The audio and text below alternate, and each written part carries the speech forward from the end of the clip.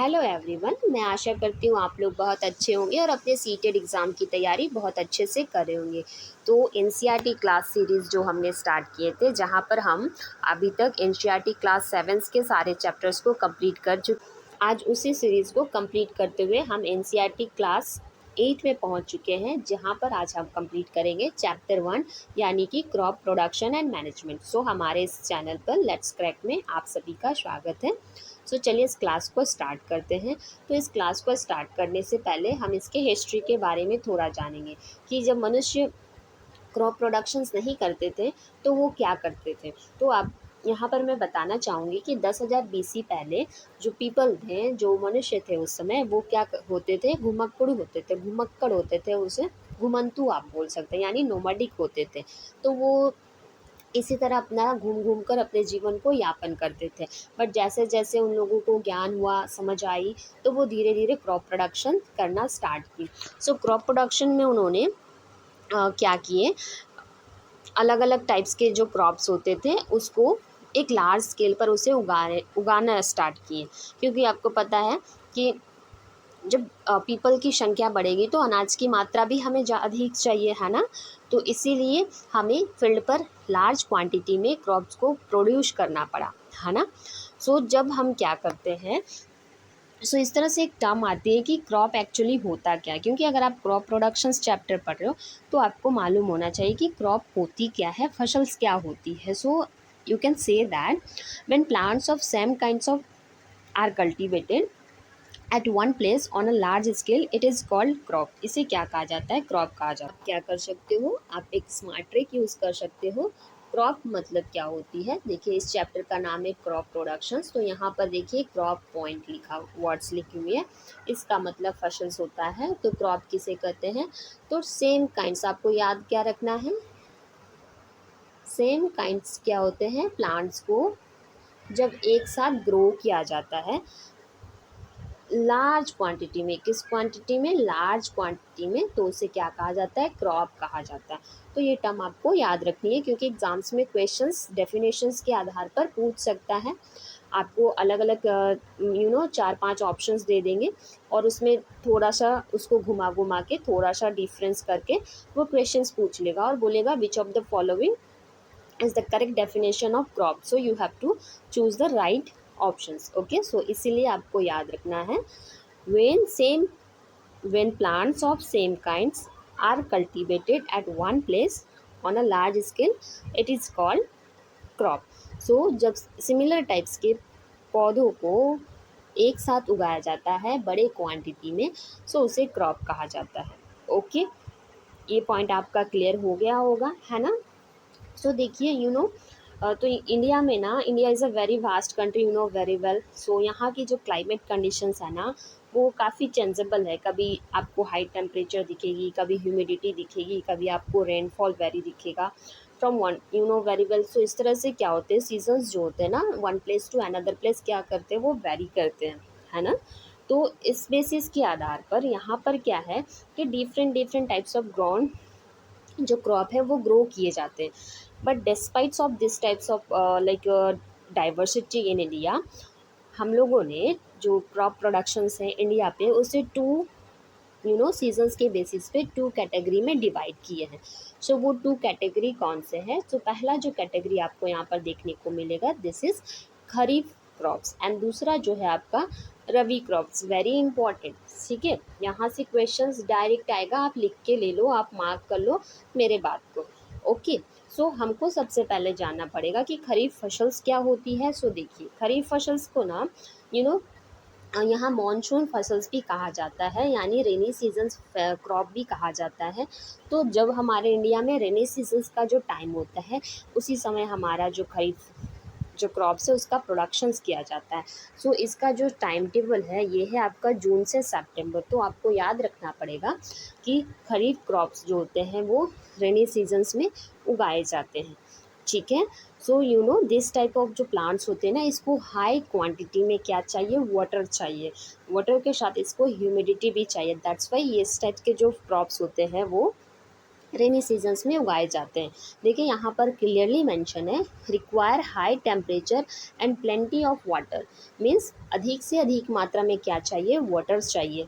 सो इसमें कौन कौन से क्रॉप्स आ जाते हैं, एग्जाम्पल्स आर बहुत इंपॉर्टेंट है आपके एग्ज़ाम से, डायरेक्ट यहाँ पे क्वेश्चंस बोल दिया जाएगा, कुछ एग्जाम्पल्स दे देंगे और बोलेगा कि ये खरीफ फसल है या फिर रबी फसल है, क्रॉप है, तो आपको आइडेंटिफाई करना पड़ेगा। ओके, सो इसका जो एग्जाम्पल है, पेडी, पेडी यानी धान, मेज़, मेज़ यानी मक्का, सोयाबीन एंड ग्राउंडनट यानी मूंगफली एंड कॉटन यानी कि कपास। तो ये सारे जो क्रॉप्स हैं कम्स अंडर खरीफ क्रॉप्स। अब बहुत बच्चे इसमें कंफ्यूज होते हैं कि रबी क्रॉप्स कब से कौन से सीजन्स में होते हैं। सो आपको याद रखना है कि देखिए खरीफ ख से स्टार्ट हो रहे हैं, और जब अधिक रेनी सी जब किसी वस्तु में बहुत अधिक मात्रा में वाटर मिल जाए तो वो क्या हो जाते हैं, ख़राब हो जाते हैं। सो आपको याद रखना है कि खरीफ फसल जो है ना, अधिक मात्रा होने पर, यहाँ पे उल्टा है कि खरीफ वाले फसलों को क्या है, अधिक मात्रा में वाटर चाहिए। तो ये क्या होते फसलें जो है आपके रेनी सीजन्स में उगाए जाते हैं। ठीक है, सो खरीफ फसल खराब नहीं होते हैं कब, अधिक मात्रा में वाटर होती है। तो याद रखिएगा, खरीफ फसल ख से खरीफ, ख से खराब नहीं होते कब, जब अधिक मात्रा में क्या होती है, वाटर होती है। तो अधिक मात्रा में वाटर कब होती है, रेनी सीजन्स में ही होती है ना। तो इस तरह से आपको रिलेट करके पढ़ाई करनी है। आप अपने से भी निमोनिक्स बना सकते हो, और मैं जो बताई आप उसको भी याद रख सकते हो, डोंट वरी। ओके, जिस तरह से आप याद रख सकते हो आपको बस याद रखना। ओके, सो ये हो गया आपका। सो देखिए खरीफ फसल की जो यहाँ पर जो बुआई होती है जून से सितंबर हो गई, बट इसकी जो कटाई होती है ये आपकी फरवरी टू मार्च में हो जाती है। ओके, तो ये पॉइंट आपका क्लियर हो गया होगा। ठीक है, अब हम पढ़ेंगे रवि क्रॉप्स। तो देखिए रवि क्रॉप्स को क्या कहते हैं, विंटर सीजन्स क्रॉप बोला जाता है। सो विंटर हमारे इंडिया में कब स्टार्ट होती है, अक्टूबर से स्टार्ट होती है, कब तक चलती है, मार्च तक रहती है। सो अक्टूबर टू मार्च में किस टाइप्स के फसल्स का प्रोडक्शंस किया जाता है, रवि क्रॉप्स के प्रोडक्शंस किए जाते हैं। ओके, सो रवि जो क्रॉप्स है इसे विंटर क्रॉप कहा जाता है। तो देखिए आपको इससे भी याद करने का है, क्योंकि इस टाइप के जो सीजन्स कब से कब तक होते हैं इसमें बच्चे कंफ्यूज हो जाते हैं। तो आपको याद रखना है, रवि, रवि मीन्स क्या होते हैं, सूर्य, सूर्य को क्या कहा जाता है, इसकी पर्यायवाची शब्द क्या होती है, रवि। सो रवि को लोग कब पसंद करते हैं, विंटर सीजन में पसंद करते हैं। आप विंटर सीजन में ही ना धूप में जाके बैठते हो अपने आंगन में, छत पे, है ना। सो याद रखना है आपको, रवि क्रॉप्स कब होती है, विंटर में होती है, इसलिए इसको विंटर क्रॉप कहा जाता है। और इसकी जो टाइम टेबल है वो अक्टूबर से मार्च तक है, आपको ये याद रखना पड़ेगा। इसके जो एग्जाम्पल्स है, wheat, ग्रेम्स, P, mustard and linseed, जितने तरह के दालें होते हैं ये रवि क्रॉप में उगाए जाते हैं। तो एग्जाम्पल्स आर इम्पॉर्टेंट, एंड कब से कब तक इसकी बुआई होती है वो भी इम्पॉर्टेंट है। और आप एक्स्ट्रा पॉइंट के लिए इसकी कटाई कब होती है वो भी आप याद रख सकते हो। सो अक्टूबर में इसे बोया जाता है, और मार्च में इसे क्या किया जाता है, फिर कल्टीवेट किया, मतलब इसे कटाई कर हो जाती है इसकी। सो अब देखिए यहाँ पर क्या है कि basic practice of crop productions. तो हम जब फसल्स के उत्पादन करते हैं तो सिर्फ ऐसे ही खेतों में बीज फेंक देने से तो फसलें अच्छी तरह से नहीं उत्पन्न होगी। तो इसके लिए प्रॉपर टेक्निक्स की ज़रूरत होती है, पद्धतियों की ज़रूरत होती है। तो वो हम जानेंगे कि क्या क्या इम्पॉर्टेंट पद्धति होती है, मेथड्स होते हैं, प्रोसेस होते हैं एक क्रॉप प्रोडक्शंस के लिए। अगर आप फार्मर्स हैं तो इस चीज़ों को आप बहुत अच्छे से जानते होंगे। हमारे जो बिहार के बच्चे हैं, हमारे जो यूपी के बच्चे हैं, जो विलेज एरिया से, वो इस प्रोसेस को बहुत अच्छे से जानते होंगे, वो अच्छे से इसको रिलेट कर सकते हैं। बट नो वरी, मैं बहुत अच्छे से यहाँ पर क्लियर करूँगी तो हर एक बच्चा इस पॉइंट को क्लियरली समझ लेगा। और ये प्रोसेस आपको याद रखना पड़ेगा क्योंकि एग्ज़ाम्स में प्रोसेस से क्वेश्चंस बन जाते हैं। ठीक है, सो देखिए यहाँ पर क्या बोला गया है कि फार्मर्स जो होते हैं follow a step by step sequence for a successful yield preparations. तो पहला जो पॉइंट होता है प्रिपरेशन ऑफ सॉइल। तो हमें सबसे पहले मिट्टी को तैयार करना पड़ता है, किस लिए, शोविंग के लिए। शोविंग मतलब बीज की बुनाई के लिए हमें क्या करना पड़ेगा, पहले मिट्टी को तैयार करना पड़ेगा। देन इसके बाद हमें एडिंग मैन्यूर एंड फर्टिलाइज़र्स का यहाँ पर क्या करेंगे, इस्तेमाल करेंगे। ओके, देन इरिगेशन होगी, एंड देन इसके बाद जो है प्रोटेक्टिंग ऑफ विट्स, जो खरपतवार उग जाते हैं जब हम पौधों का प्रोडक्शन करते हैं उसे हटाना पड़ेगा। देन हार्वेस्टिंग, यानी उसकी कटाई हो जाएगी और उसके बाद जो अनाज हमें मिली है उसको स्टोर करना पड़ेगा, दैट्स पॉइंट स्टोरेज। ओके, तो ये आपको पॉइंट याद रखना पड़ेगा, है ना। तो देखिए यहाँ पर क्या है कि हम जब सॉइल प्रिपरेशंस करते हैं तो सॉइल प्रिपरेशंस में किस किस टर्म्स का किस तरह से करते हैं इसको जानेंगे। तो देखिए सॉइल प्रिपरेशंस में क्या होते हैं, क्या क्या इम्प्लीमेंट्स किए जाते हैं। मिट्टी तैयार करना एवं कृषि औजार, तो यहाँ पे टिलिंग एंड प्लगिंग की जाती है। मतलब क्या है ना कि मिट्टी को ना कुछ जो टूल्स होते हैं लाइक यहाँ पर उसका यूज़ किया जाता है, जैसे कि प्लग और हो का यूज़ किया जाता है, खुरपी का यूज़ किया जाता है। इस क्यों यूज़ किया जाता है, इसे loosening and turning the soil to allow roots to penetrate deep and breathe easily.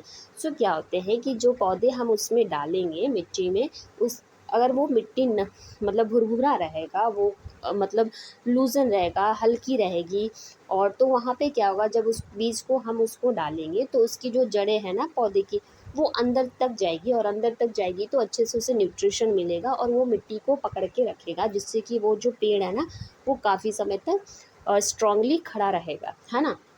मान लो ये आपका एक बीज है, ठीक है, तो इस बीज को जब हम मिट्टी में इसमें को बो दिए तो इससे एक पौधा निकलेगा, है ना, इस तरह से। अब इसकी जो जड़ें हैं ना, इस जड़ें जो है ये जड़ें हैं, तो मिट्टी को अगर हम लूज़ नहीं करेंगे, मिट्टी को लूज़ नहीं करेंगे तो क्या होगा ना, ये जो जड़ें हैं ना वो डीप नहीं जा पाएगी, और डीप नहीं जाएगी तो पौधे अच्छे से ब्रीथ नहीं कर पाएंगे, सांस नहीं ले पाएंगे, और वो स्ट्रांगली खड़े नहीं रह पाएंगे, है ना। इसीलिए very important term tilling and plugging. Okay, clear हो गया होगा। सो यहाँ पर देखिए और एक टर्म बोला गया है वो रिमूविंग। तो हो का हो मतलब क्या होता है, आपका जो कुदाल वगैरह होते हैं उसके थ्रू क्या किया जाता है, उस मिट्टी को हटाया जाता है, लूज़ किया जाता है, अप एंड डाउन किया जाता है। एंड कल्टीवेटर और ट्रैक्टर का यूज़ किया जाता है टू सेव द टाइम्स। और अभी मॉडर्न टाइम में तो ट्रैक्टर्स वगैरह का यूज़ किया जाता है, पहले तो हल के माध्यम से होता था, है ना। अब यहाँ पर हम देखेंगे कि जो आपका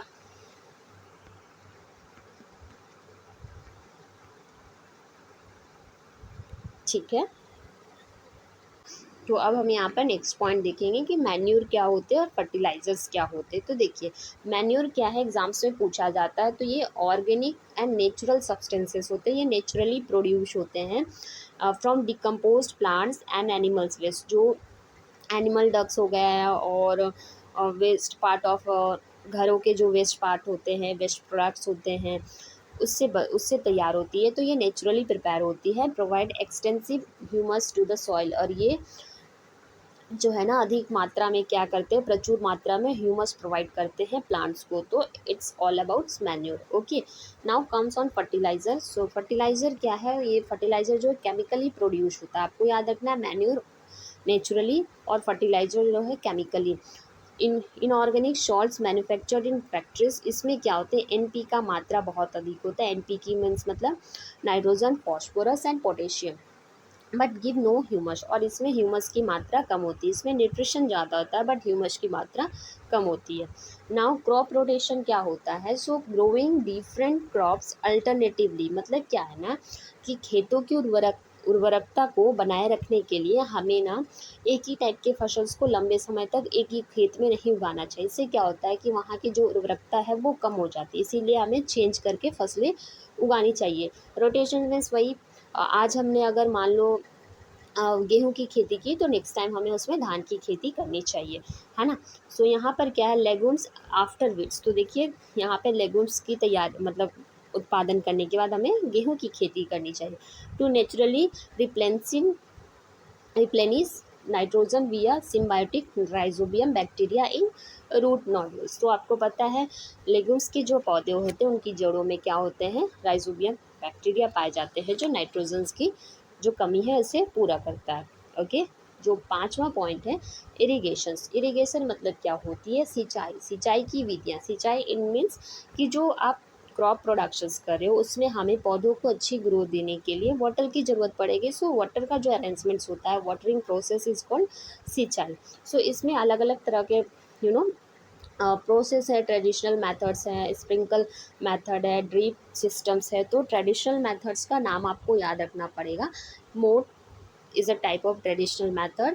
Chain pump is also a type of traditional method, and Dhekli and Rahat is also a traditional method. So ये चारों नाम आपको याद रखना पड़ेगा। चीप बट लेस इफिशिएंट, ठीक है, ये सस्ते होते हैं बट उतना क्या है, कम कुशल होते हैं, उतना असरदार नहीं होते हैं। नाउ दूसरा जो आपका है स्प्रिंकल सिस्टम्स, तो इसमें क्या होते हैं, छिड़काव की जाती है, छिड़काव तंत्र का यूज़ किया जाता है।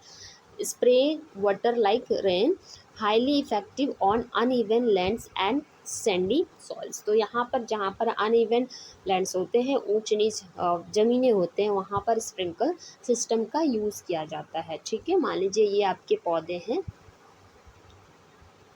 ठीक है, तो ये पौधों के ऊपर क्या किया जाता है, छिड़काव की जाती है। इस तरह से पानी की फव्वारे जो है इस पे गिराए जाते हैं। ठीक है, अब हम देखेंगे ड्रिप सिस्टम क्या है। So delivers water drop by drop directly near the roots. तो ये क्या है, ये डायरेक्ट जो प्लांट्स होते हैं ना उसके रूट्स में देते हैं। मान लीजिए आपका एक बड़ा सा प्लांट है, ठीक है, तो इसमें क्या है, डायरेक्टली इसके रूट में ना वाटर यहाँ पर दिया जाता है।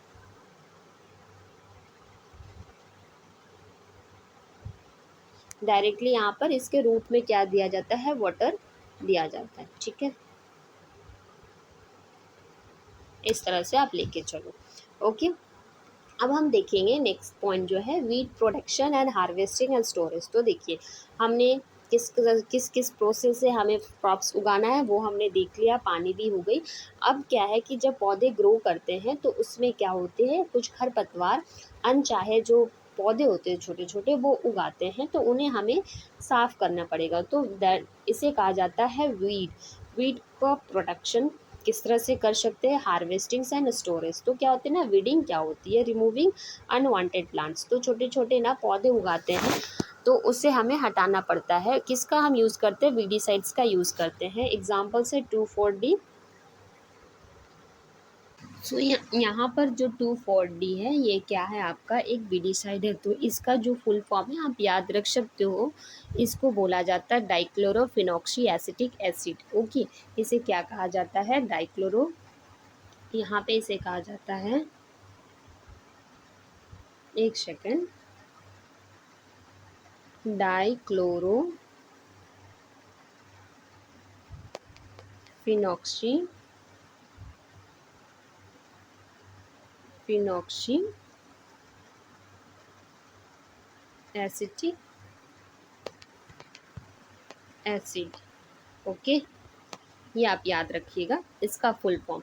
सो अब क्या करना है हमें, यहाँ पे जो हमने फसल उगाया अब उससे हमें स्टोर करना है। सो यहाँ पर क्या बोला गया है कि ग्रेन मस्ट बी शन ड्राइड, मतलब जो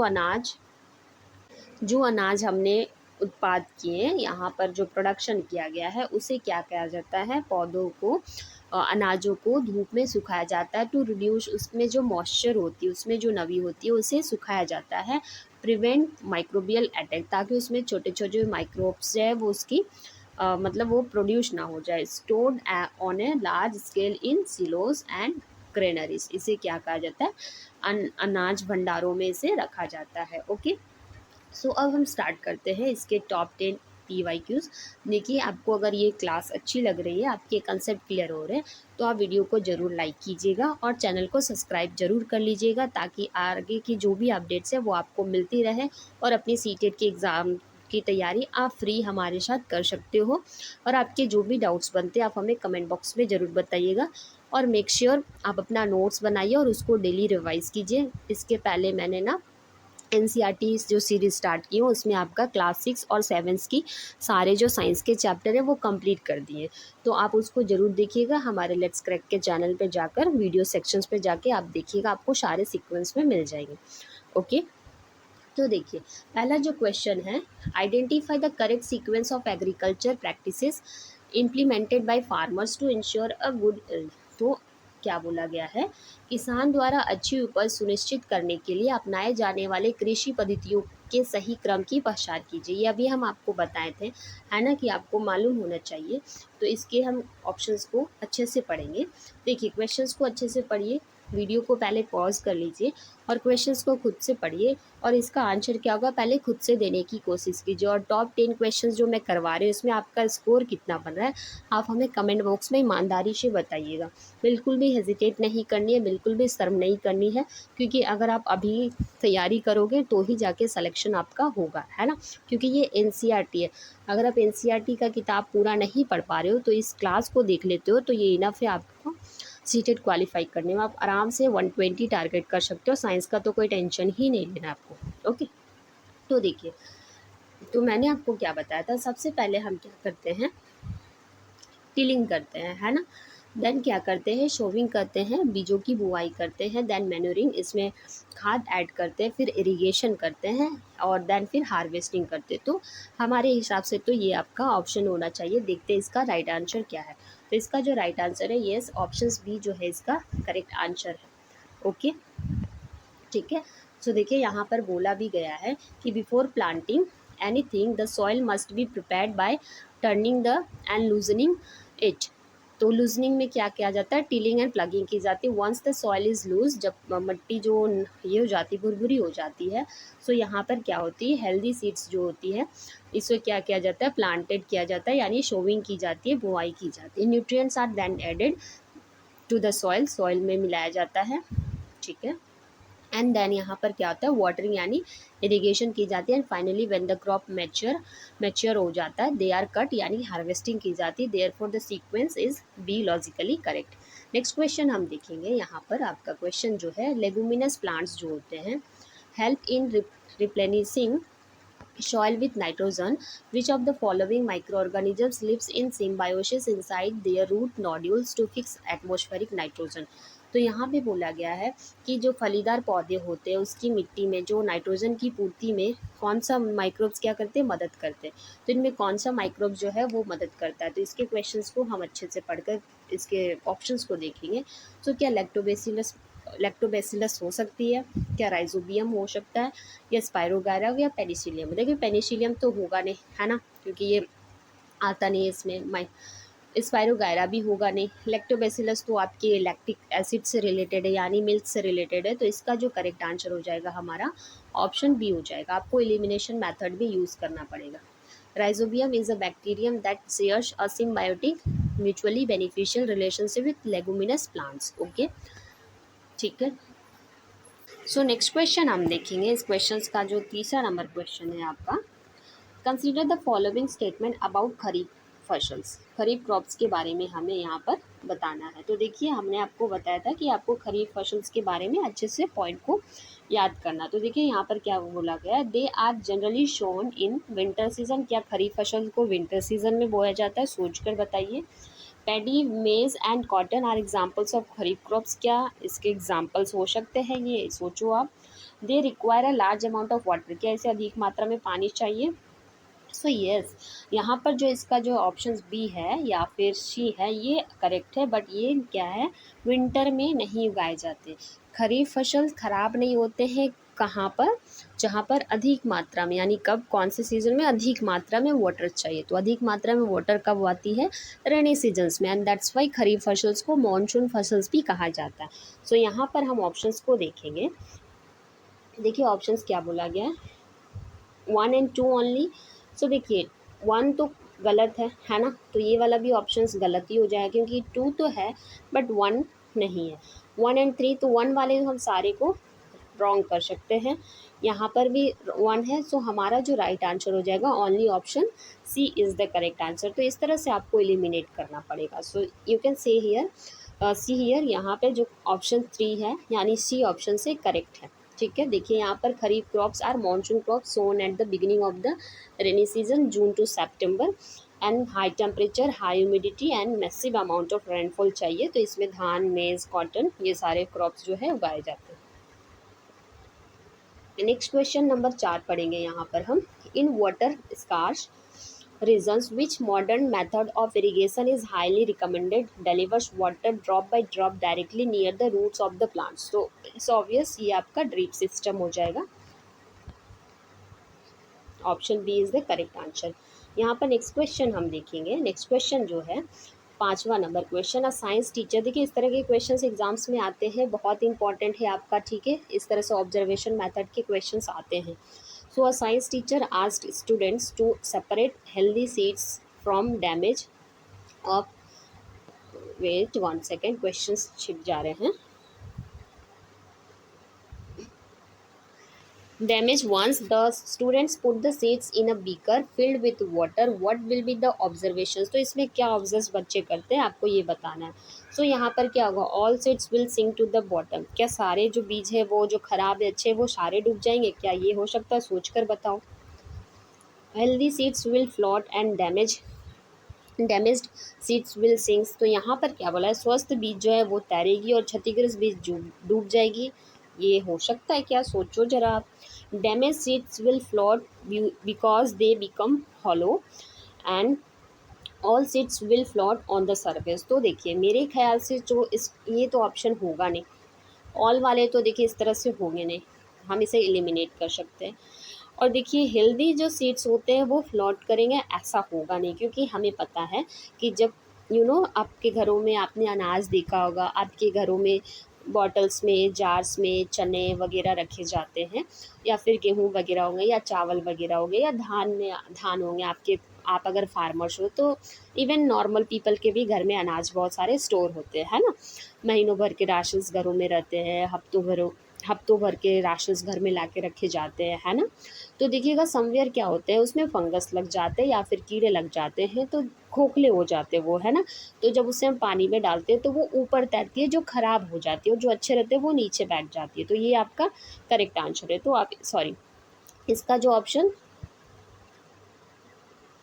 यस ऑप्शन सी जो है इसका क्या होगा, करेक्ट आंसर हो जाएगा, ऑप्शन सी। ओके, ठीक है। एंड दूसरा क्वेश्चन हम यहाँ पर पढ़ेंगे, question number 6, which of the following statement correctly highlights a key difference between fertiliser and manure.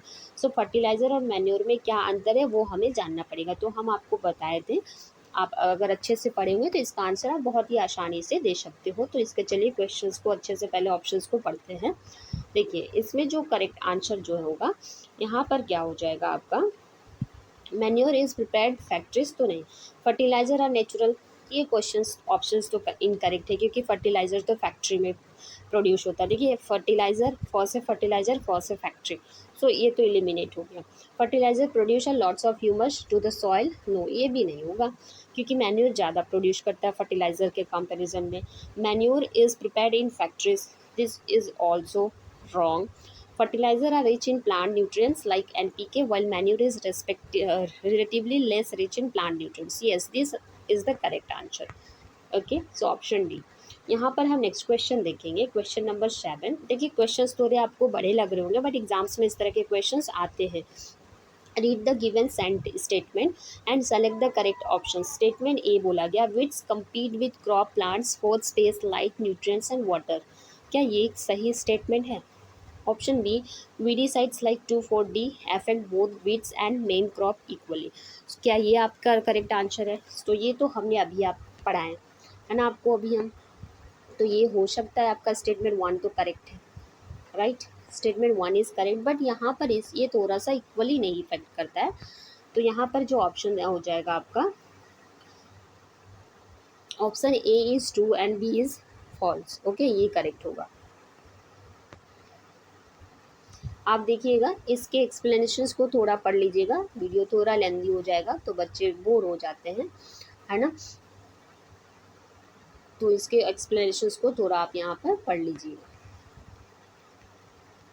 Question number 8 पढ़ेंगे हम, why is the light why is it highly recommended to sun dry fresh harvested grains before storing them in granaries और silos. तो यहाँ बोला गया है कि ताज़ी कटी हुई फसलों के दानों को अनाज भंडारों में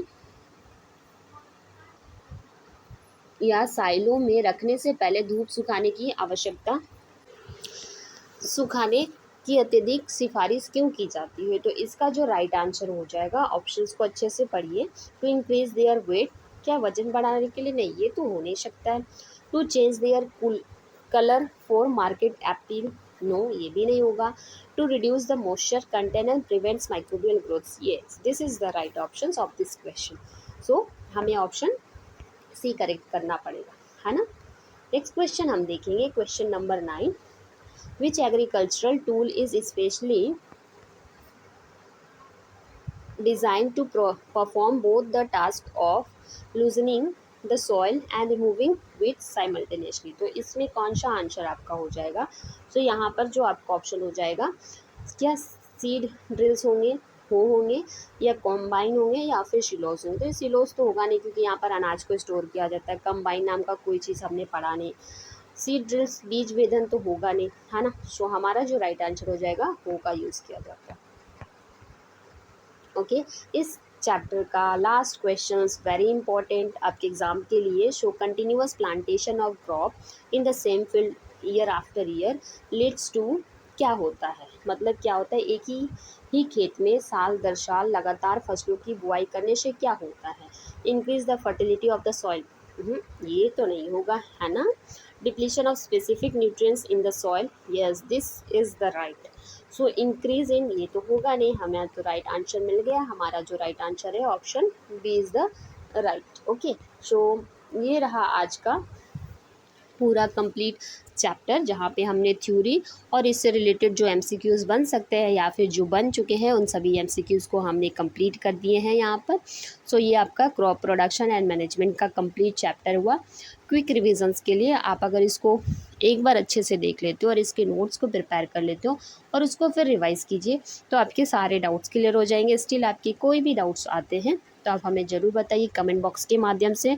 और मैंने आप लोगों के लिए टेलीग्राम चैनल भी बना दिया है, तो आप वहाँ पर जाकर ज्वाइन कीजिए।